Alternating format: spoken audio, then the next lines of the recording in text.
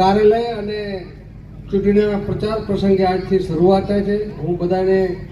આ ચૂંટણીનું પર્વ 26 તારીખ સુધી સુખરૂપ શાંતિમય જાય એવી બધાને શુભકામનાઓ આપું છું. ખાસ કરીને જે રીતે ભારતીય જનતા પાર્ટીએ કોઈ પણ વોર્ડમાં 4 ઉમેદવાર હોય અને વોર્ડ નંબર 1માં નરેન્દ્રભાઈ ભાટિયા છે, બધા પરિચિત હશો. મૂકશો અને ભરોસો નહીં તોડે એવા અમે નામ તારી નક્કી કર્યા છે કે લોકો વચ્ચે એ ચૂંટાયેલા નહોતા તો પણ લોકો વચ્ચે રહેતા હતા. અને એવા જ તાલુકા પંચાયત, મહાનગરપાલિકા અને નગરપાલિકાઓની ચૂંટણી જાહેરાત થઈ અને એ ભાગે આજે ભુજ નગરપાલિકાના વોર્ડ નંબર 1માં આજે ભારતીય જનતા પાર્ટીના જે 4 વોર્ડ 1ના હોદ્દેદારો છે એના કાર્યાલયના ઉદ્ઘાટન પ્રસંગે આજે મોટી સંખ્યામાં લોકો જોડાયેલા છે. અને સ્વાભાવિક છે કે વોર્ડ નંબર 1 એક જે માનસિકતા રીતે પણ એ ભારતીય જનતા પાર્ટીના વિચાર સાથે સંમલિત ઓછો થાય છે, ત્યારે આજે એક અપીલ કરી કે ભારતીય જનતા પાર્ટીને ગુજરાતની સરકાર હોય, કેન્દ્રની આદરણીય પ્રધાનમંત્રી નરેન્દ્રભાઈની સરકાર હોય, લોકો માટે કોઈ પણ આફતના દિવસોમાં કોઈ પણ તકલીફ હોય તો એ કોરોના કાળ હોય, એ માણસોને એજ્યુકેશનની વાત હોય, માણસોની બીમારીની વાત હોય કે માણસ જીવનભર કોઈ પણ પ્રકારની લોનની વાત હોય, ત્યારે લોકોને છેવાડાના માણસને કેમ ઉપયોગી થાય, છેવાડાનો માણસ આમ પ્રવાહ જોડે કેમ જોડાય,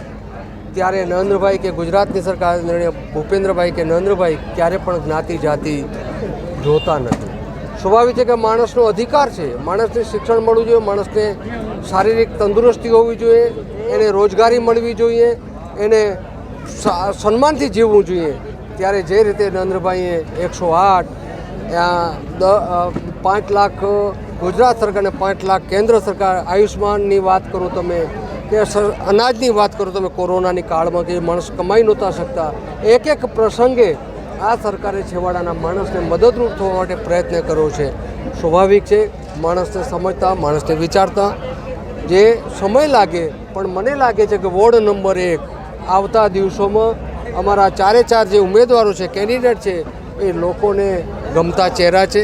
અને 4 ચહેરાઓ જે રીતે મેં માહોલ જોયો, જે લોકોનો ઉત્સાહ જોયો, લોકોના મન જોયા, એ પ્રમાણે આવતા દિવસો હું માનું છું ત્યાં સુધી વોર્ડ નંબર 1 ઇતિહાસનું સર્જન કરશે અને 4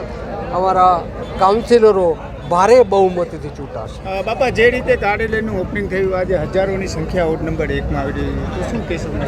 મેં જેમ વાત કરી ને કે જ્યારે તમે લોકોની સ્વીકૃતિ હોય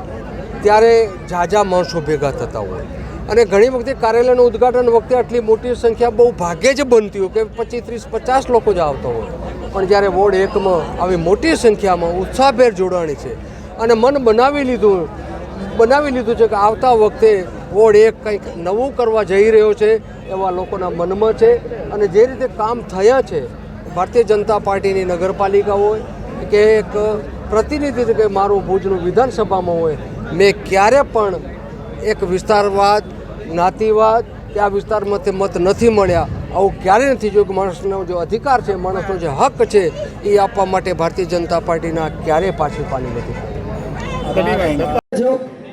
તો આપ સર્વેનું વોર્ડ નંબર 4ના આ 4 પ્રતિનિધિ તરફથી હું તો એમ જ કહીશ કે આ 4 કાઉન્સિલર તરફથી આપનું સ્વાગત કરું છું અને તાળીઓથી વધાવો આ 4 ને અને આપણે આ કાર્યક્રમની શરૂઆત તરફ આગળ વધીએ.